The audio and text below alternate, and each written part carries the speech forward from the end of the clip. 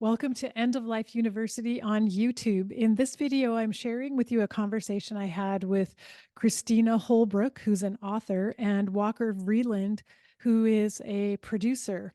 And we talked together about creativity while dealing with cancer, since both of them also are experiencing and navigating their way through cancer, but they collaborated on a project to create an audiobook.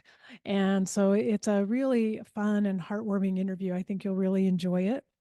Make sure you have subscribed to the channel down below, and also subscribe and leave a rating and review wherever you happen to listen to the podcast. You can go to eoluniversity.com/support if you're willing and able to make a small contribution to help keep this channel and the podcast on the air. So now we'll move on with my conversation with Christina and Walker.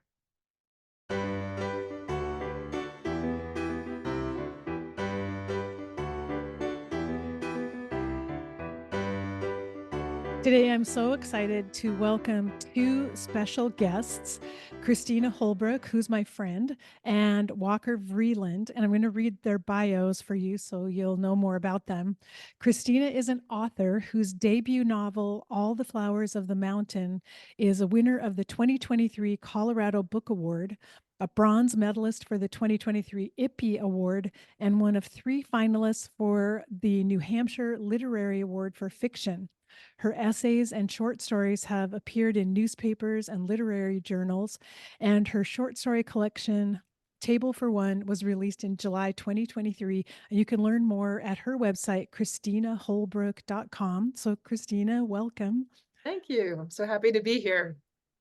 And then, along with Christina, we're talking today with Walker Vreeland, who is an award-winning producer, storyteller, and coach. He's the recipient of a 2023 Voice Arts Award for outstanding production of an audiobook from the Society of Voice Arts and Sciences, and a 2023 Independent Publishers Book Award for Outstanding Audiobook of the Year. His background as an actor, voiceover artist, and radio host informs his work as a producer. He's passionate about creating original, compelling audio and coaching talent to connect. Walker is a graduate of the NYU Tisch School of the Arts and the Connecticut School of Broadcasting, and his website is walkervreelandproductions.com. So, Walker, welcome and thanks for being here with us. Thank you so much, Karen. It's great to be here with you. Well, those bios don't tell nearly the story. We're all three here together to kind of um, tell a story of a journey that we've all been on over the last couple of years that has to do with the book All the Flowers of the Mountain. And I've mentioned it to my audience like 2 years ago. I mentioned that I was helping on this project, but we're here in a way to follow up on that and just tell everyone the story of how we all came together to be part of this project. So, Christina, maybe we could start with you because the whole story Sure. starts with you writing Okay. your novel, and tell us. Okay. Well, in 2017, I began the first draft of that would become All the Flowers of the Mountain. And I'd had this idea in my mind for probably several years, but couldn't really find a way to get started on it. And as I think I've told you before, Karen, that at the end of that year, end of 2017, I happened to pick up The Great Gatsby again. And the format, the story, just the way that whole um, story kind of unfolded was, to me, just seemed like that was sort of the story that I wanted to tell, or at least that's what I thought at the time. So that kind of got me going. I was able to create an outline and kind of think about some of the dynamics going on between the characters. And I spent the next 6 months working on this first draft, which I finished in the fall of 2018. And I thought, well, I'm done. I've written a novel. Yay, I'm done. And, of course, that was fairly naive. And that was really just the beginning. It took me another year to find an agent. I worked I did many, many rewrites, from changing points of view, changing the verb tenses, all manner of rewrites. So, but I will say the deeper I got into it, the more engaged I was. So it didn't seem, when faced with another rewrite, I didn't necessarily think, oh, I just can't do this. I thought like, oh, I have to do this again. But then I sort of quickly got into it. So by the time the new year 2022 came around, I was close to being finished with what would be the final draft. I had an agent. I turned it into the agent. She loved it. And I really felt like this book is going to be published at last. And then in March of 2022, I started to experience these visual disturbances and went to the doctor. No one thought it was anything too serious, probably just ocular migraines. But as it turned out, I had an MRI at the end of March 2022, and I had a brain tumor. And they pretty much rushed me to the first surgical appointment that I could get at the UC Health Anschutz, University of Colorado Hospital. And I had brain surgery on April 8th. It was determined that I had a glioblastoma. I was told that the average life expectancy was 14 to 22 months. And no one really knew, even how much that data would apply to me, or even what kind of shape I would be in coming out of surgery. So, Karen, I think it was before I had surgery, actually, at the end of March, Mhm. that you and I were together having dinner with our husbands. And I was just sort of stunned and just so full of grief at the possibility that this project, which at this point, it's hard to even express how much it meant to me. I mean, it wasn't just the time, but I was so invested in the characters. I really feel like I know them like people. And you said to me, well, I think I could publish your book. And I thought, wait, what? And I think you said, no, I could publish your book, and I think we could get it out in 3 months. And that, in the world of publishing, is absolutely unheard of. I mean, It was very daring of me to say yes, it was that. very daring.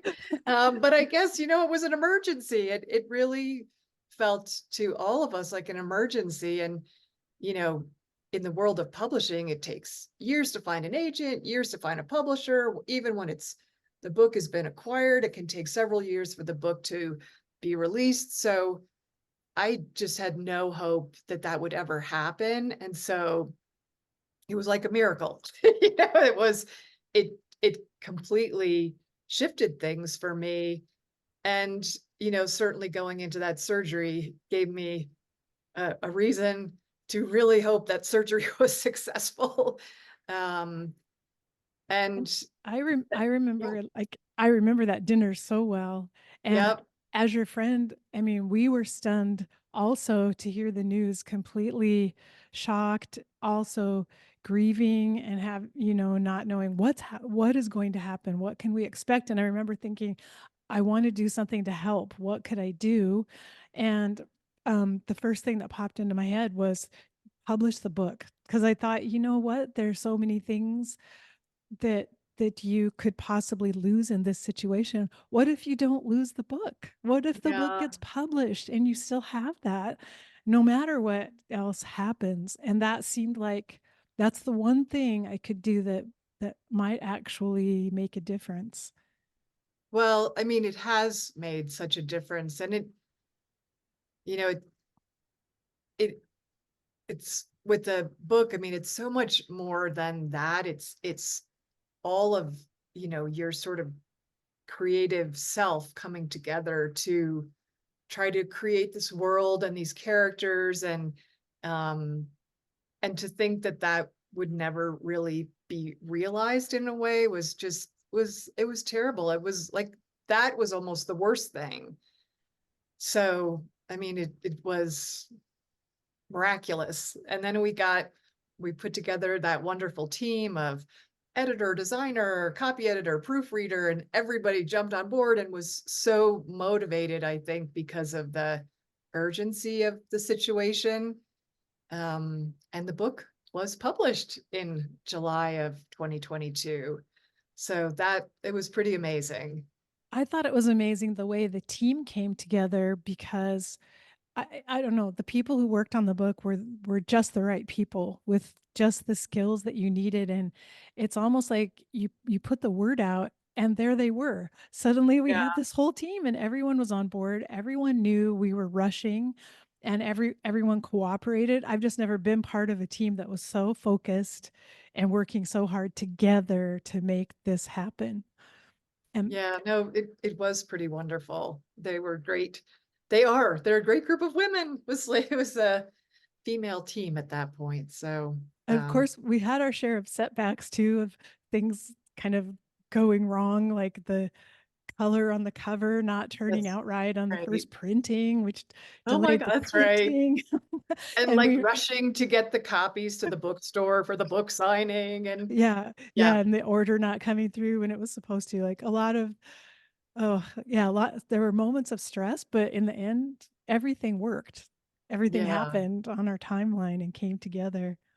No, it was wonderful. And I don't know if this is the moment to say this, but it was it was so wonderful to have the book come out. And then you and I were together at the Colorado Book Awards about a year later.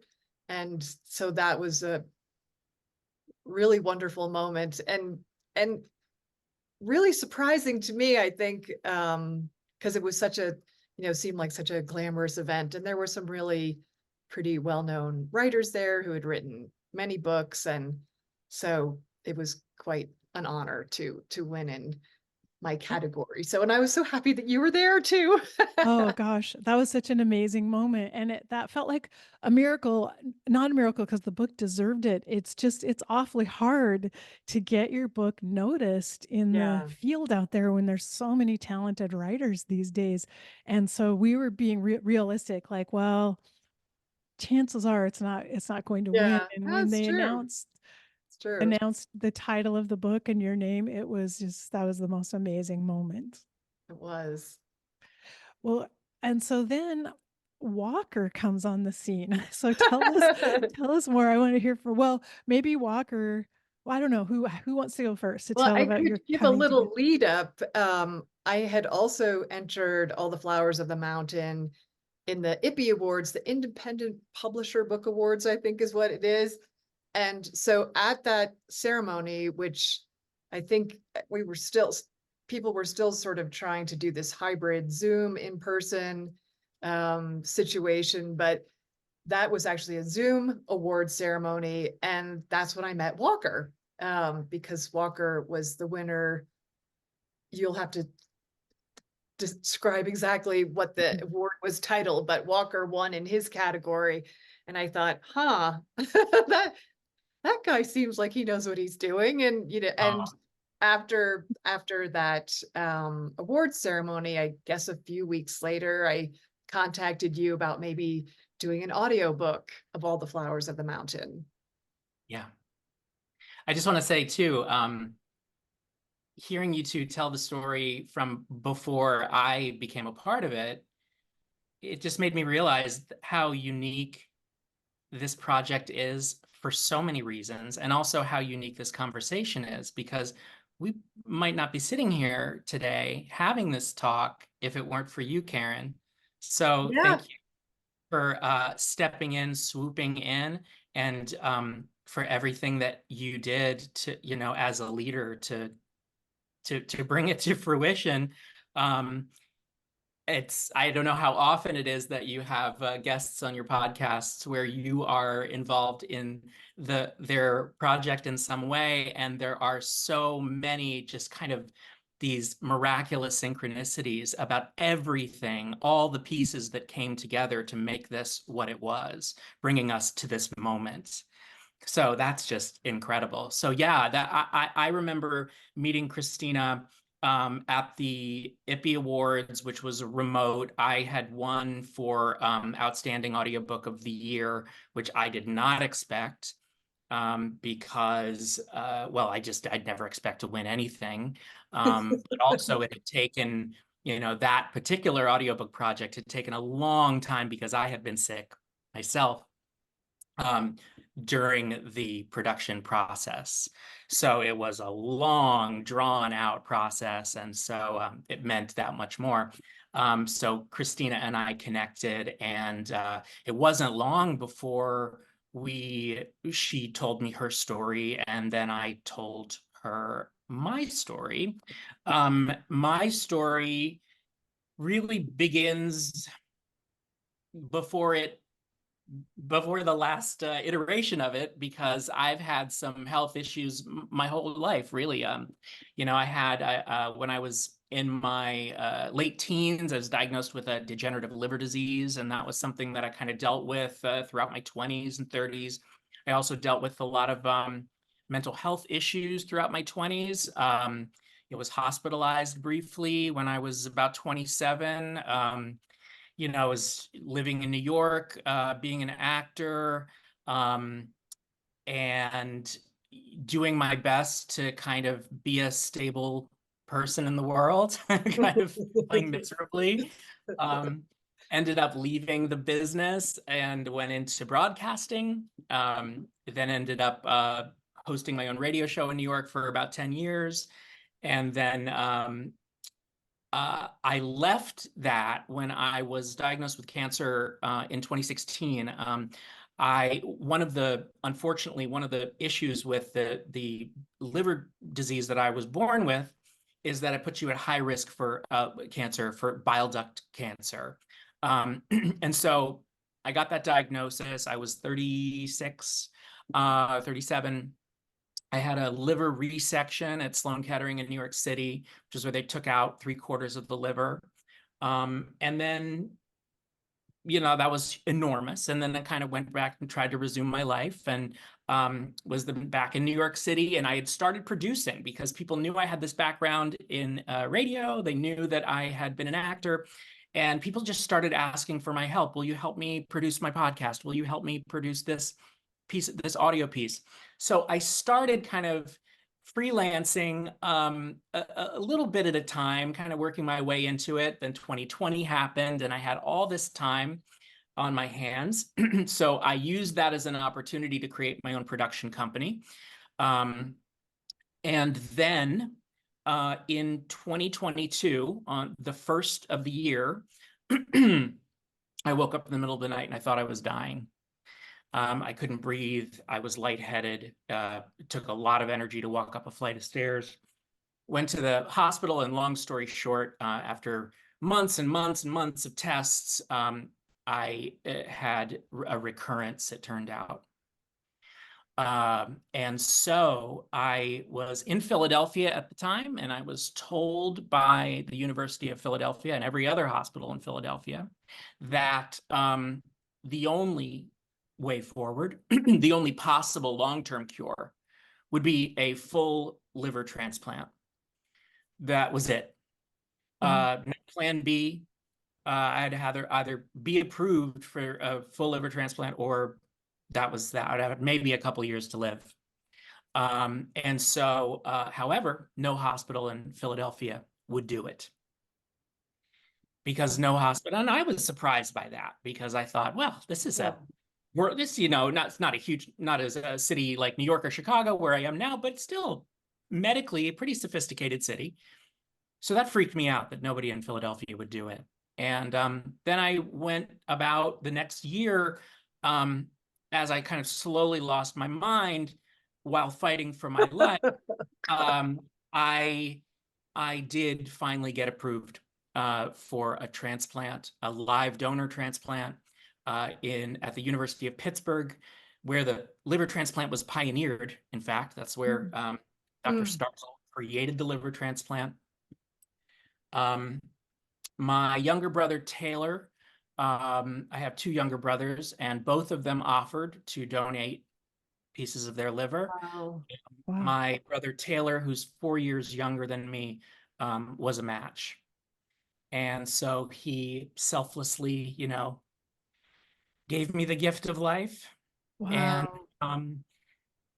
the surgery happened on November 10th, 2022. So right before, so I would say what, 18 months ago, maybe roughly, Wow. not that long ago. Oh, And it's a miracle that I'm sitting here with all of you. Just it's kind of like the miracles just keep happening. As difficult as it is to go through these unbelievably groundbreaking moments where everything that is, the rug is pulled out and you are looking your mortality in the face in the most real way you ever have. And yet, I just find it incredible that Christina and I found each other. We were working on this project. We both had our own, serious issues that we were were were grappling with. And it was just the most wonderful creative process. I mean, I feel so lucky when I get the chance to work with somebody who is just right we're on the same page when it comes to creative standards, when it comes to detail. Walker means we're both obsessive. Yes, we're both obsessive control freaks. Yes, yes. And, because of my own um, history, I knew what this meant for her. Like, I knew how important it was for Christina to get this out. And, when you were talking about um, the urgency to get these characters out in the book, I just think how incredible is that.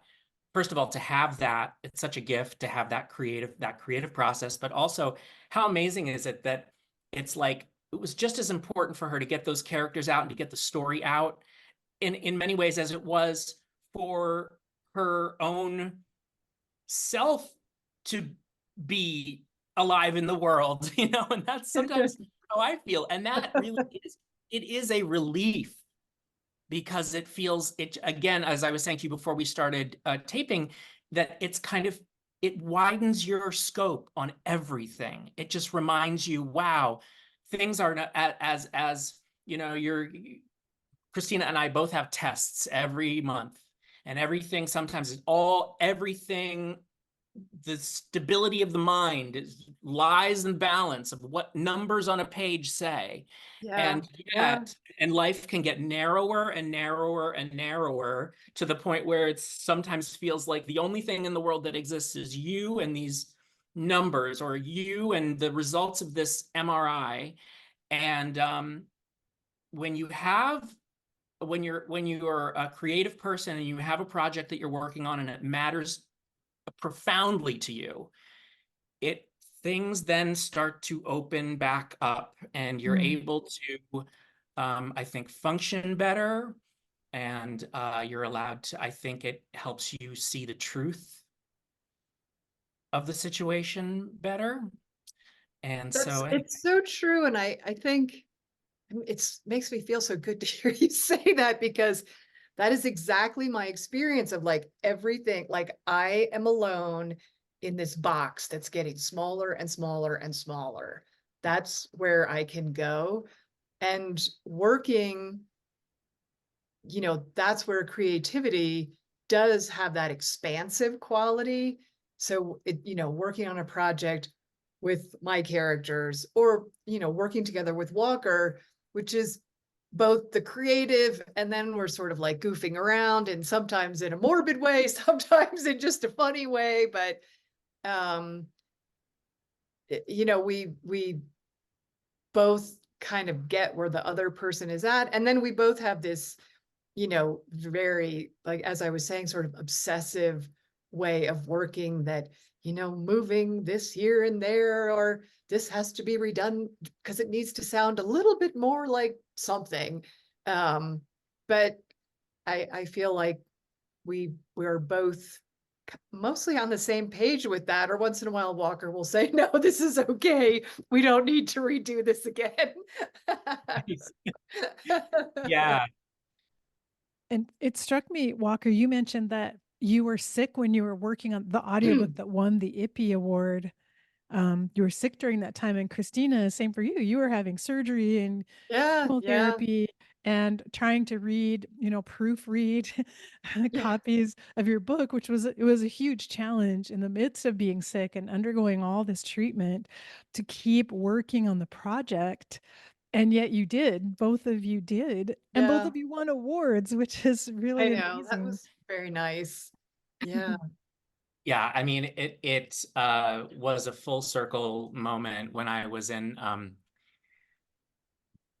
Los Angeles in December for the Voice Arts Awards, which I didn't know anything about. I knew that we'd submitted the book, and I had been submitted for one of the categories for best audiobook producer, but I didn't know. I thought, well, of course I'm going to go. I have to go. I'm alive, so I have to walk a red carpet. I mean, please, are you kidding me? And then, but I didn't know if it had what it was. I showed up there and I was driving to the Beverly Hilton, which is where they hosted the awards, which is the same place where they host the Emmys and the Golden Globes, and I'm thinking to myself, what kind of operation are these people running here? Like, what is this going to be? And then I showed up and it turned out to be like the most lavish thing, and women in gowns and women in tuxedos, and Viola Davis was there and Meryl Streep had been Oh my nominated. And I was like, gosh. oh my God, this is just one of those pinch me moments where you're like, is this how incredible is my life? My God, for all of the shit. I'm so grateful for these incredible experiences that I've had. Um, which is kind of the theme of my life. It's kind of, when I was on the radio, I realized, oh, I think this is my purpose, to tell these wild stories of survival, um, as a way to connect with others, to first help myself feel less alone, but also then, because really primarily it's selfish. I really just want to suffer less. But then it also does help other people. It reminds us all that, we're all in the same boat together. Yeah. Oh, so very true.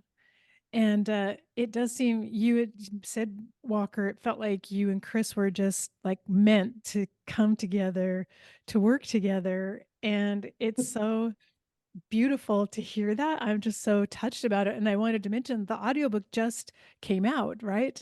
Has it been out yeah, a month or so now? a couple weeks. I think Mhm. actually a month. Yes. Yeah. Yeah, so that it's so exciting. I mean, the whole process of of working with Walker to sort of from the very beginning of, what is this going to sound like? Who's going to be the voice talent? And I mean, all of the nuts and bolts. But to hear your story that you've created now in this different format where someone else is narrating it and kind of playing, taking on the voice of the different characters, it's a whole different thing. And it's so fun for me to hear it and to hear these characters come alive in a different way. Um, and Walker worked very closely with our narrator to coach her on all the different kinds of accents of the people in the book. It's takes place in New York and New England, and so there's some of that. Uh, People have very distinct ways of speaking at times, but and also Walker had the idea of adding music into certain sections. And if you remember the book, music is sort of a theme of that book, that one of the main characters plays guitar. And so these various folk songs are woven throughout the book. So Walker found a way of kind of highlighting that, I guess, or bringing that to life with different musical clips. So that was really wonderful too, to hear all that come together. Yeah, it was fun. And I think, when it comes to, you know, what makes an audiobook great, what separates the, mediocre from good, good to great, whatever. I mean, so much of it is about finding the right narrator. And we just lucked out in that. I mean, it just was everything was perfect. It all was just so meant to be. And finding Teresa was a fluke. We were ready to cast somebody that we had done a whole casting session. I had listened to over 150 auditions. Oh my We had gosh. gotten it down to, I think, Wow. maybe the final 2 or 3 uh narrators. And then Christina said, you know what, I remember this woman that I met at, I think it was maybe a conference, or I remember where you met. She Ter- contacted me after the Colorado Book Award, and yeah, I hadn't thought too much of it. She sounded like a nice person, but yeah, she sort of came to mind as we were talking, like, what about Teresa? Yeah. yeah. And she's an Emmy Award winner. She was a journalist for a long time before she Mm. became a narrator, and it was just right. It was just right, and it was kind of like another one of those moments. Wow, you know. Yeah. And I felt like there was this idea that came from somewhere higher than all of us, and it was dropped down. Yeah. And wow, Like there we are. Now we have our narrator. orchestrating everything and bringing all the right Yes. people together. That's how it Yeah. felt when we were just publishing the book as well. Yeah. And Yeah. then for the book to win those awards, and certainly I'm hoping the audiobook is going to be submitted for Yeah. those We're same working on it. awards. That's good. Yeah. That's good. Um, because no matter what happens, it's worth it to celebrate what you've created and to put it out there. Thank you. I was thinking about your question, Karen, or what I guess this started to come up in our conversation just about um, how creativity can be such a helpful thing to foster if you do have some kind of life-threatening situation. I mean, it's creativity is wonderful all the way around, but in my case, and maybe Walker could speak to this too, there is an aspect of a really serious illness that can be so isolating. And there is something about the creative urge that, at least I think for me, has a lot to do with connection, that I both want to kind of create my own universe in a way. So it's personal. Like I want to have that. And maybe that's connected to illness too. Your life feels it's so out of your hands. And when you're being creative, you are orchestrating that world. But Mm. then another aspect of it is the connection piece that you do. People read my book and I connect with, sometimes they'll reach out to me with their thoughts and reactions. And that it's so wonderful to have that experience. And I mean, and it's interesting, some of the traumatic parts of the story are the things that have touched people the most, or that have caused them to reach out and say, this happened to me too. And so, and I have the sense when they say that to read this book or to hear the audiobook, to come in contact with this story, is perhaps even for them kind of a healing experience, that like someone else knows what it feels like to have this happen. Someone else out there is like me. And so that then makes me feel like, I don't know, like I have something good to do in the world, so, something to offer. And that is so, when you are faced with your own mortality, it's so, so meaningful to feel like maybe I made a difference. You know, maybe this thing that I've been working on has made a difference. It So, definitely has. It's what I feel like, and I don't want to speak for you, Christina, but it's what you wanted to say. It's what it's what was and is important for you to say through the character of Kit, who was so the lead character in the book, who was so uncompromising about finding herself and finding her voice and living the life that she wanted to live. So much so that she had to trust that love would find a way, which is another theme in the book. Love will find a yeah. way. As much as I love this person, I have to do this thing that I know I need to do. And it's like, I feel like what Christina is saying with this book, with this beautiful book. I think, oh God, I have so many thoughts about this whole subject. I love it so much. I think when you are forced to look at the possibility that you are going to die, period, or that it might happen sooner than you want it to happen, Yeah. it forces you to really ask yourself some big questions, like, what do I want to say?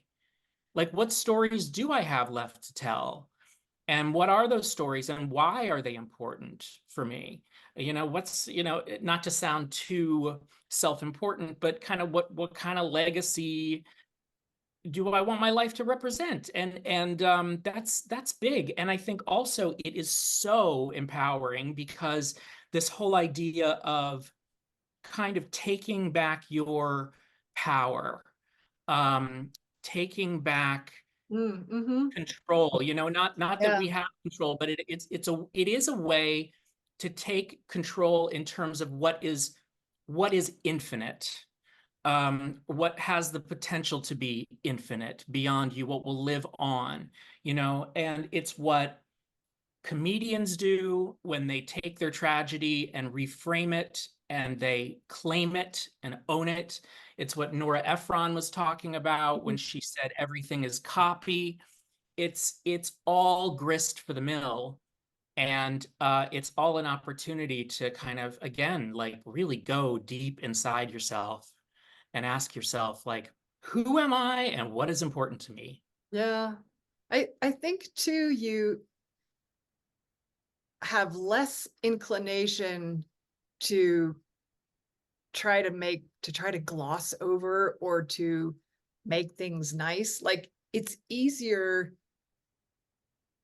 to, or I have felt it's been easier to the best of my ability to try to say hard things because, you know, life can be hard.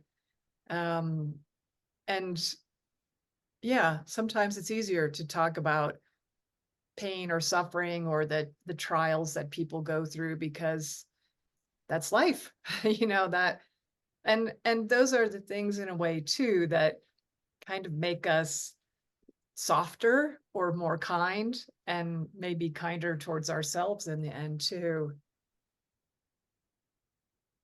Amen. It's interesting to hear you talk about this because, well, as the host of a podcast called End of Life University, and a former hospice doctor, like one of the Yeah. messages that came through to me is everyone in our society needs to wake up to the fact that we're all mortal. None of us have any idea how much time we have, and that if everyone could keep that awareness before them at all times, maybe they would have these experiences like you've had of seeing the bigger picture, of finding deeper meaning. But I honestly think that for many of us, we can't get to that place. We can't get to the place of recognizing our mortality until we actually have the experience of serious illness, as you two have had. It's hard to conceive of that or even It imagine what that is. would be like until you're there. It's a nice idea that, oh, you can have this kind of self-realization. You don't have to get sick. You don't have to you don't have to have a tragedy in order to reach that. But I think you kind of do. Because I mean, as just an example, some people think, oh, you have a liver transplant and that's it. You never have to think about it again. Smooth sailing. And this year I've had kind of like couple little bumps in the road. Nothing major, but just some little things. I've had to have a little, some procedures here and there. And my labs have been a little elevated more than they should be. And I was thinking the other day that, if everything was just smooth sailing right now, and I could forget that it ever even happened, which was something that I used to want.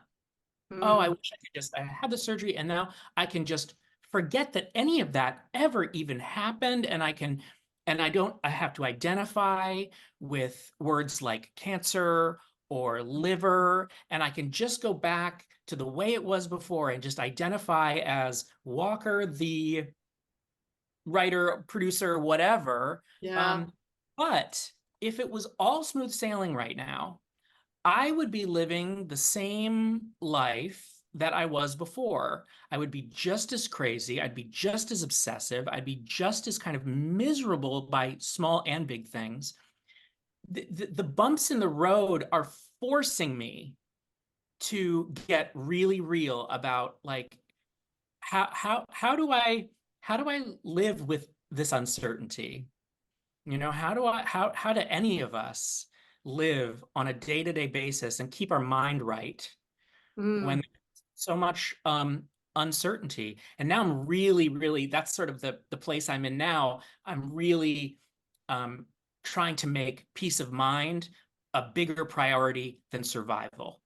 How can I make my own peace of mind more important to me than my body's survival? And ironically, if I can do that, the body benefits also. yeah.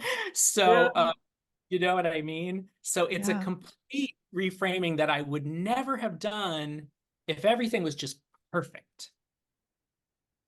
Yeah, Oh, that's really wow. important, I think. I mean, I'm gonna remember that. How to make peace of mind more important than survival. It's so true. Yeah, And it's hard. it's a huge challenge to put in front of yourself, but it's like the most important thing. It is. I And it love is that. so hard because we're biologically engineered to survive. So it is a full-time fucking job to be, it's like it requires such vigilance. Yeah. Oh, yeah. Oh, It is Completely. so mind true. training. It is literally mind training. Hmm. Because Yeah. literally in every moment with every decision you have to make, you face that same choice. Am I going to focus on the how to find greater peace of mind and make that be my highest value and the highest good that I'm seeking here? Mhm. And Wow, that's those powerful. things it's challenging, because as like you Walker are talking about like the different bumps in the road. And I feel like that too at times. Like I wish I was just having this kind of smooth path to like enlightenment.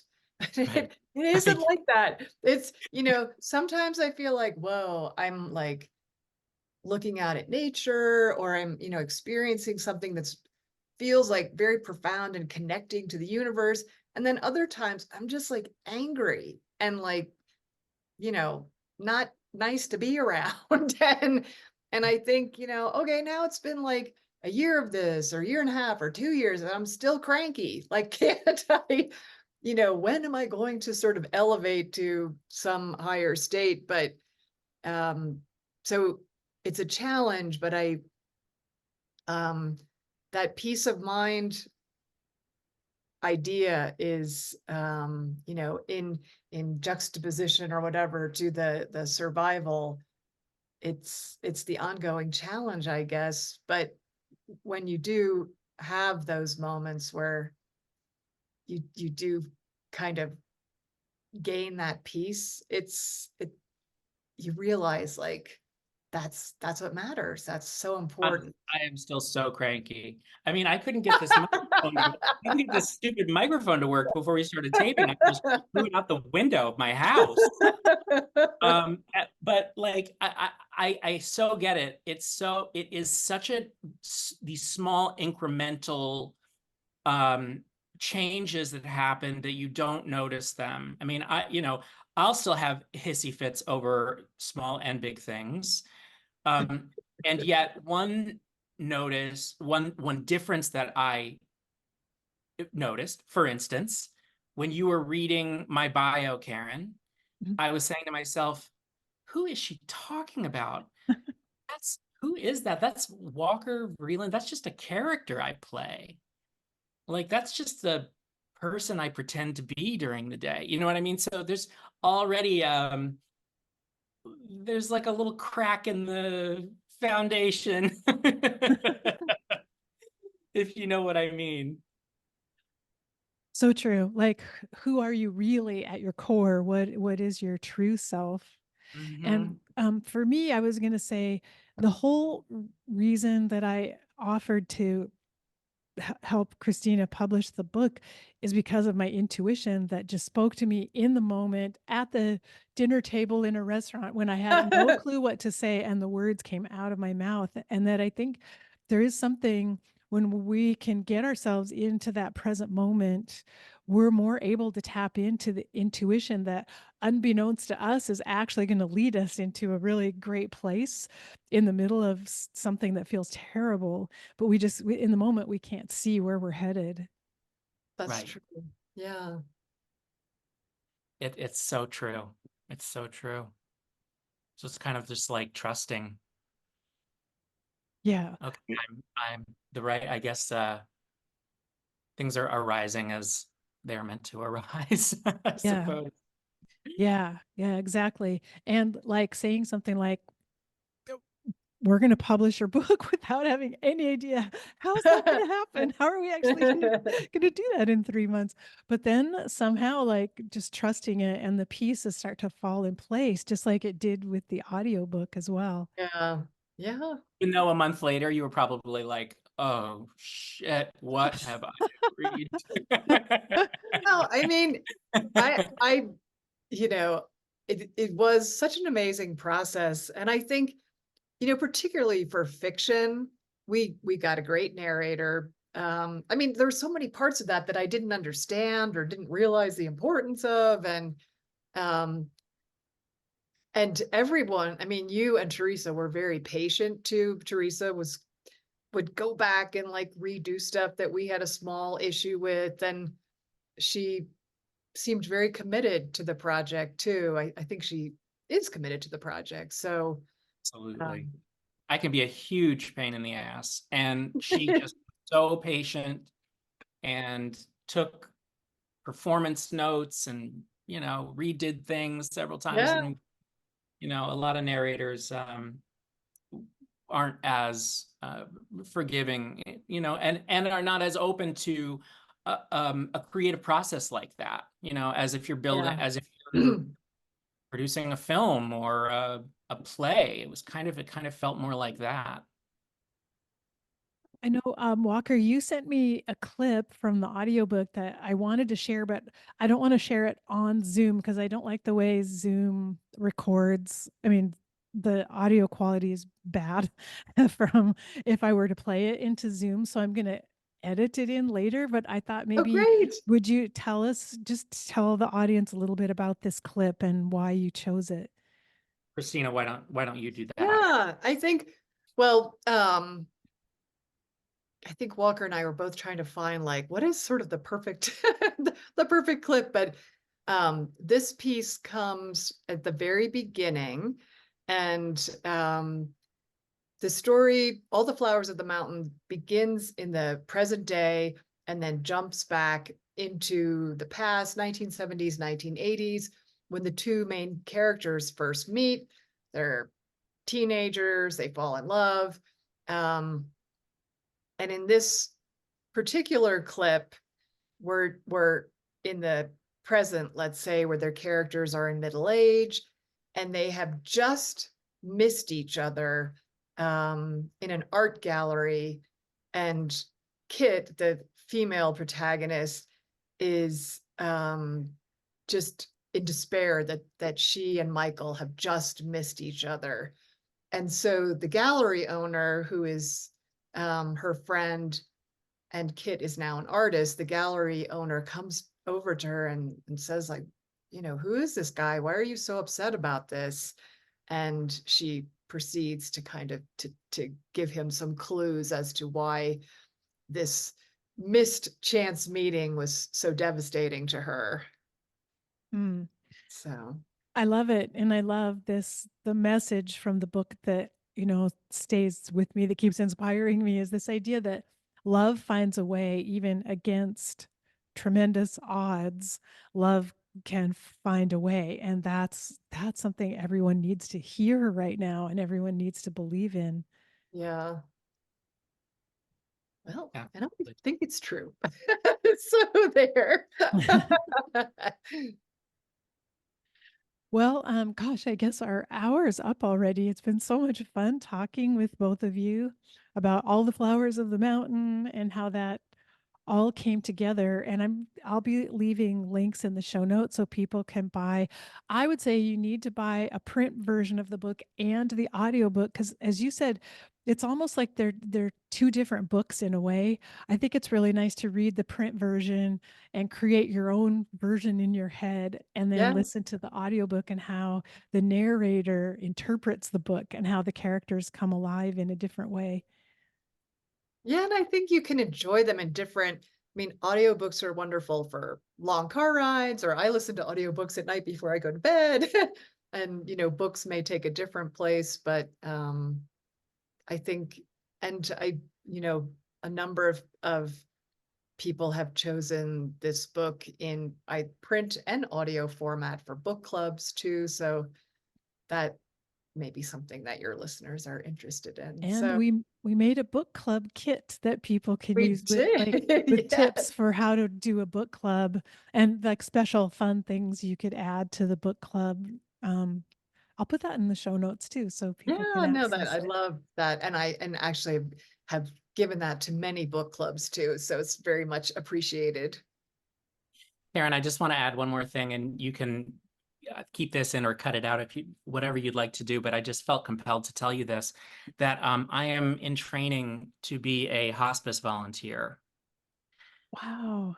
So Oh, when I knew your name, obviously, because I knew you had published the book, and I knew that we were going to be on your podcast, but I didn't know what the podcast was. And then I realized what it was and what you do. And I thought, oh my God, that's amazing. Because I didn't know that when I decided Wow. I was going to start the training.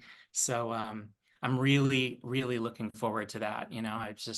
I knew that I wanted to give back in some way if I did make it. And I just feel called that this is the thing. wow. Wow. I love that. It gives me goosebumps, like a little more synchronicity. Yeah, exactly. Exactly. Yeah. I just don't want this conversation to end. It's been really fun talking with both of you and Uh, just putting the whole story together finally, it's amazing. Yeah, I thank you so much. yeah, I'm thank so you. grateful for that you've created this space and invited us into it. Yeah, and Yeah. it is, I think, I mean, mm, obviously, Karen, you and I have talked about this before too, but it's very sort of liberating to be able to just speak about life and death and illness and creativity and how they're all, intertwined. I mean, it's there are not that many forums where you can have this kind of conversation. So Yeah, and I just want to thank you both for giving me the honor of sharing, so completely and fully from your hearts and from within the uncertainty of life and